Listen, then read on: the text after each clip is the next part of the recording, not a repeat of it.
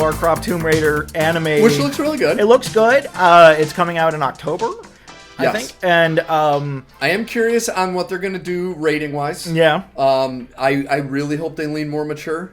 Maybe not, you don't have to go as far as like Castlevania, but... See, I was going to say, this to me felt like very similar in tone to Castlevania and how the anime and action flows. It did look very similar. So now, I don't know if it'll be as gory as Castlevania is, but I also don't know that the Lara Croft games have the opportunity to be as gory as a Castlevania, where you have fucking monsters pulling people apart, and then you have the vampires. We haven't even touched on the vampires. I'm thinking it'd be more like...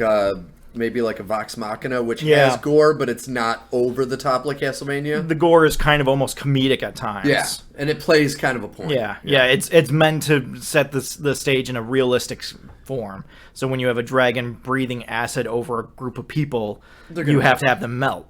And they're gonna melt. Yeah. So I know I mean, so far Netflix has been nailing it with these animated, and they've also announced that they're gonna make. My son is insanely excited.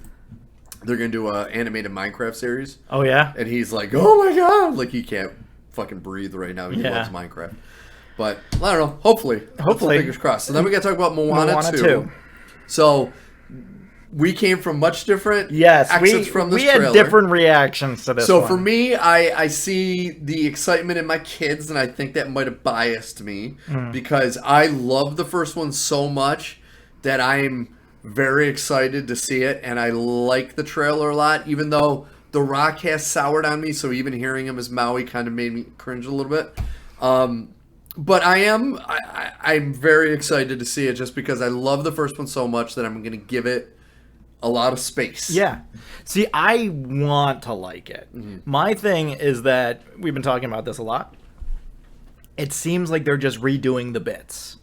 Yes. And so the bits are all exactly the same, but now Moana has a group of people that she has to protect while they're doing these bits. Yes. But the bits are, for all intents and purposes, exactly the same as they were. Now, I don't know if that's actually going to be the movie, or if that's just the trailer that they're feeding us. But I came away from this trailer being like, so this is Moana 1.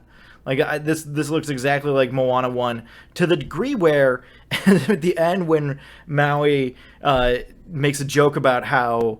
the pig wasn't with them on the journey when he really should have been.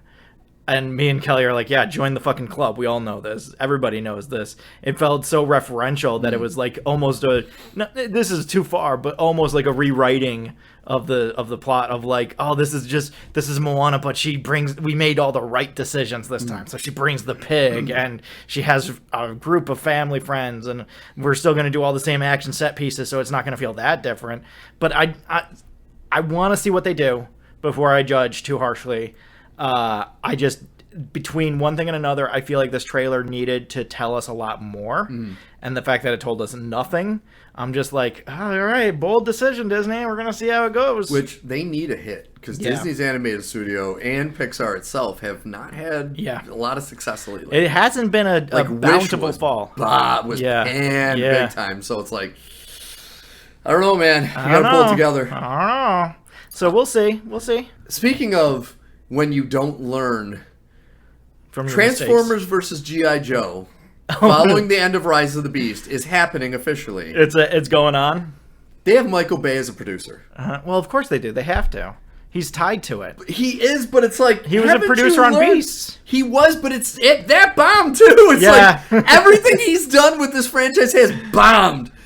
Get him out of there! No, I agree. It's like they got Zack Snyder out of DC. It's like good, because everything he touched turned to poison in that universe.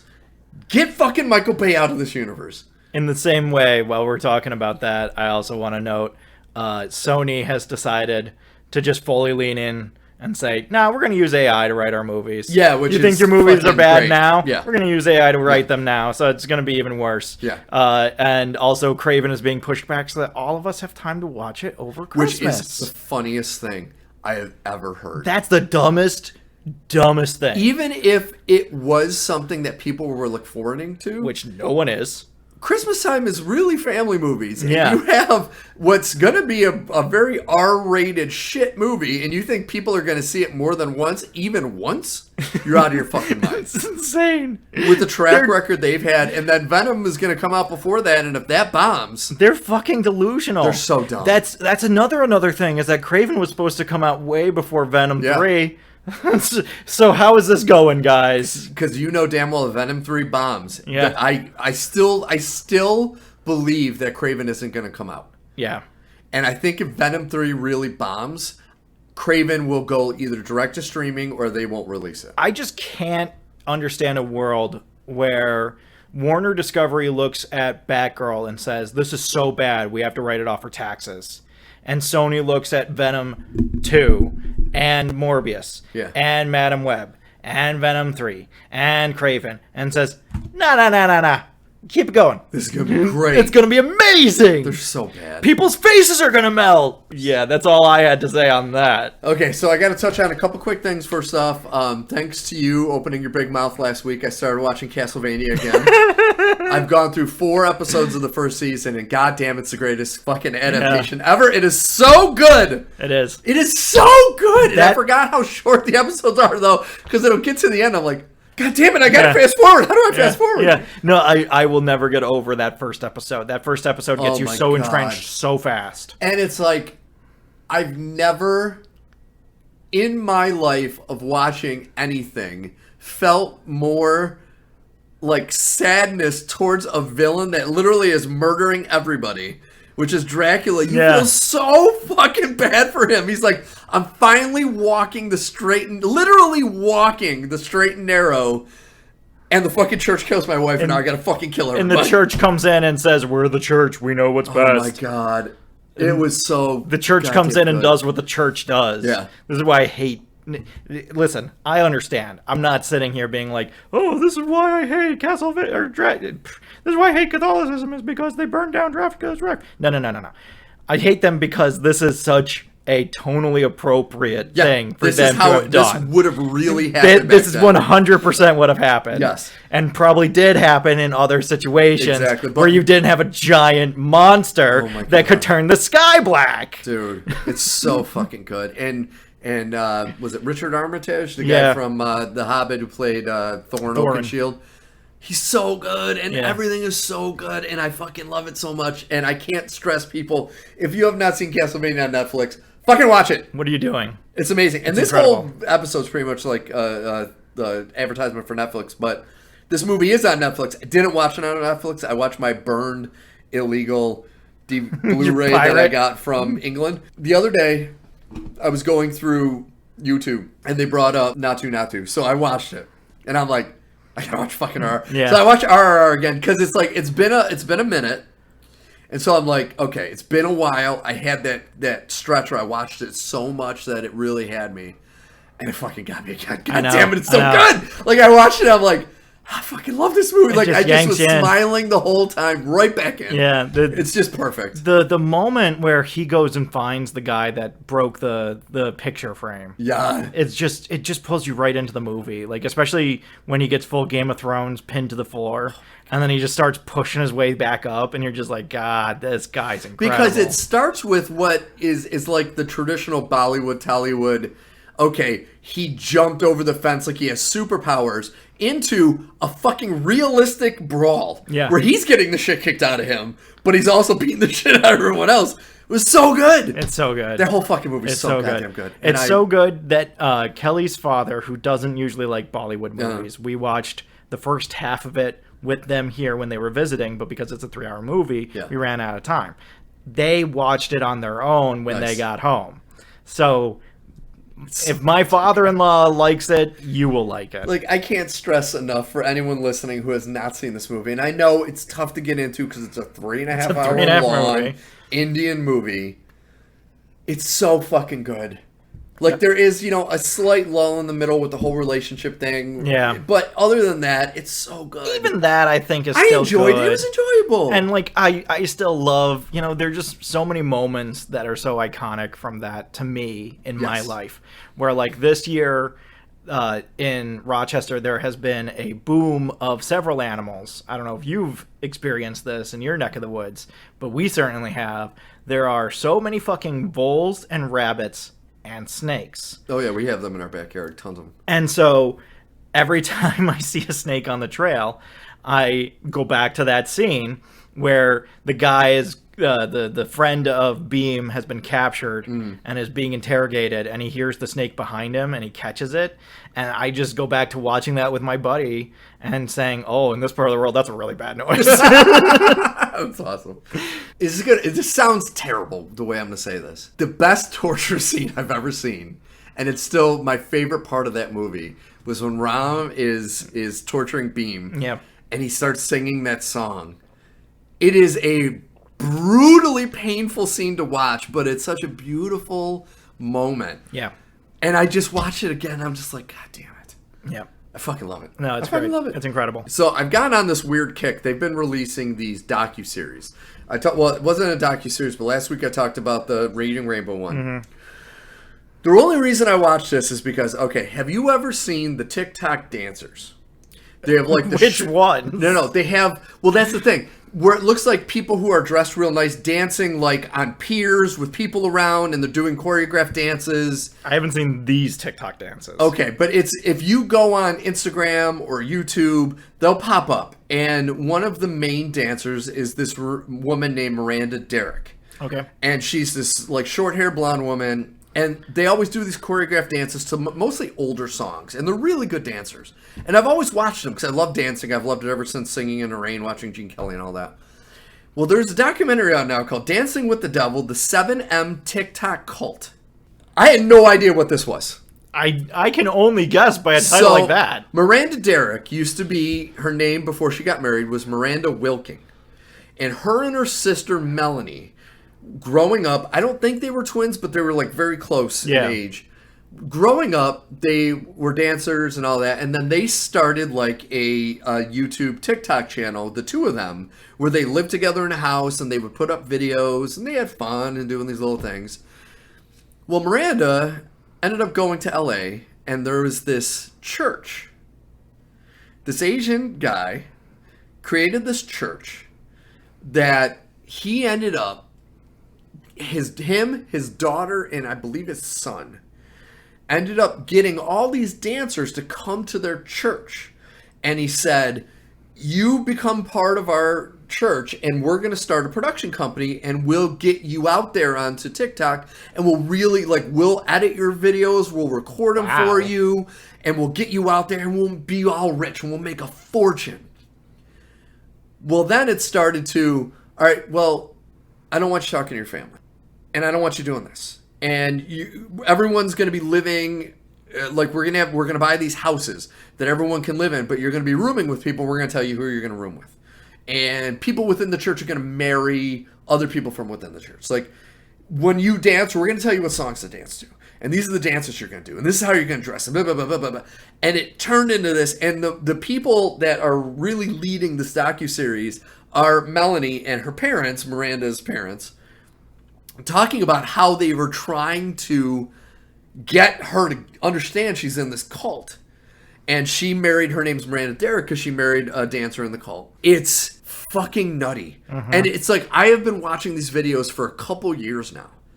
And now when I see one, I'm like, this is different now. Yeah. It is really, and the sad thing is, you see some of these interviews or some of these videos that the dancers are posting where they're like, listen, it's not true and all this and that. But then you have these ones that got out and they're saying, he's telling them, like there was a point where some of the dancers had not seen their parents or talked to them or answered phone calls in like 6 months or a year.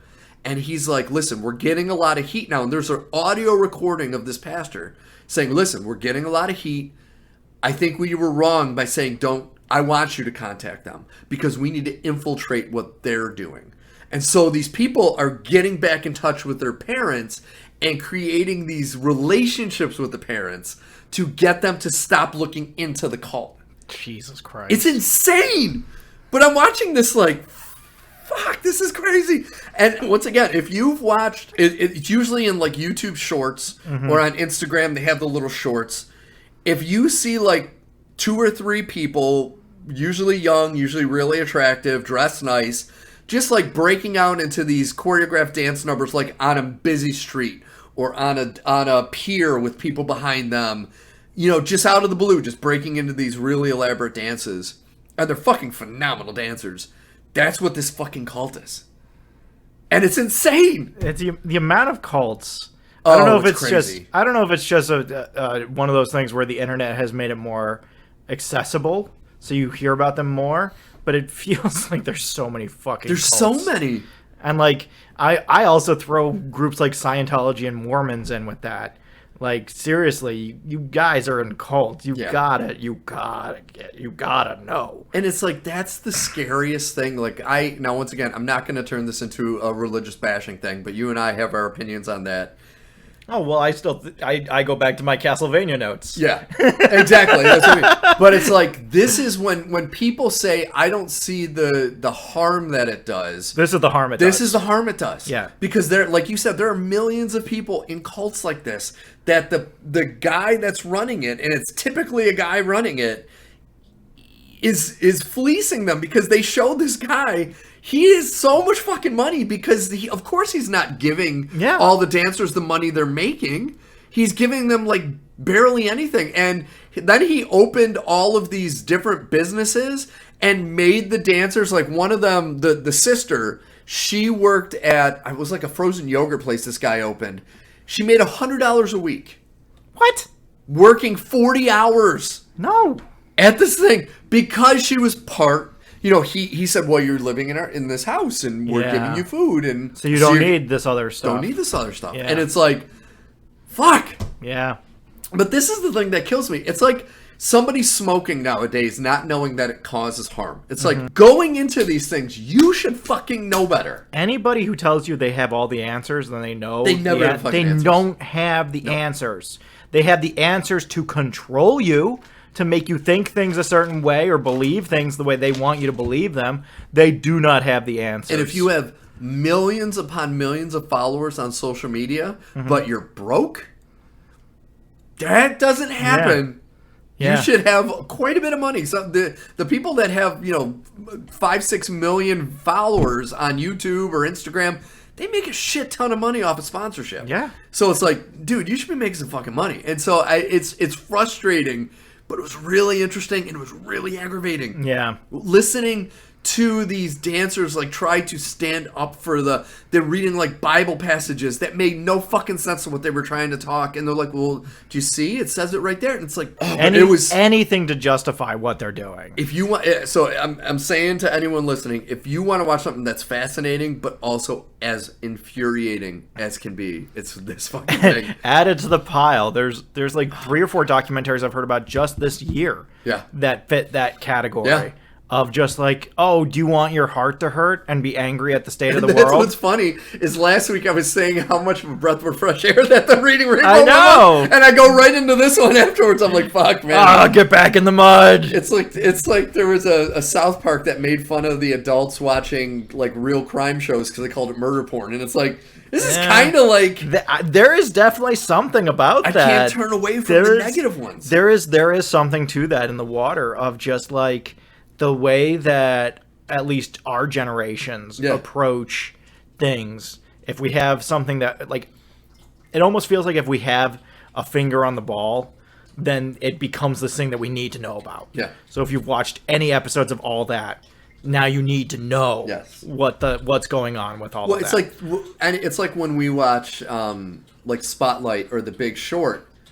We know the story behind it. Yeah. We're watching this because it's going to make us fucking mad. Well, and in a lot of cases, we don't know the story behind it. We know the basic story, but not the detail. We know something. Yes. We know something, but now as we get more and more information... But we have a feeling we're going to get really fucking mad watching it. And those are great movies, but they piss me right the fuck off. Oh, yeah. There's nothing as heartbreaking as watching Spotlight, and when you get to them being just about ready to publish, and then 9/11 happens. Yeah.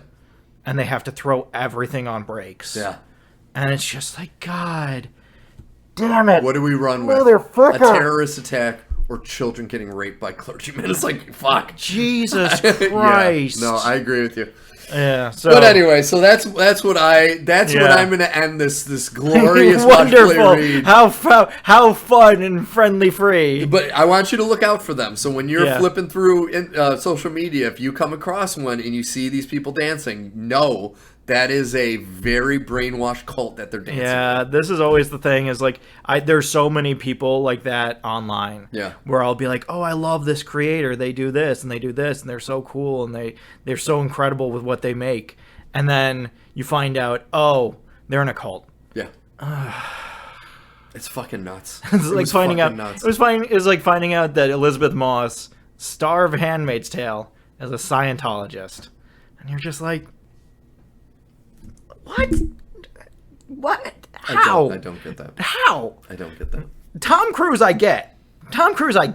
This. I don't. Okay, and this is gonna sound terrible. I don't understand how anyone is a Mormon or a Scientologist. I don't. Too recent a religion where you can actually look at the founders, and be like, both of these men were convicted con men. It's like, come on now. Anybody who follows a religion that can get trashed that easily by South Park, dude, right? That Mormon one was the best. Both of them. Yeah, the Scientology one was great, but the Mormon one was one of the best. Like, it's just incredible. Yeah. And when anytime South Park doesn't have to write jokes, they just have to tell you what these people honestly believe. The Scientology one where they kept flashing, this is honestly what they think is true. We are not making this up. Oh. This is not a joke.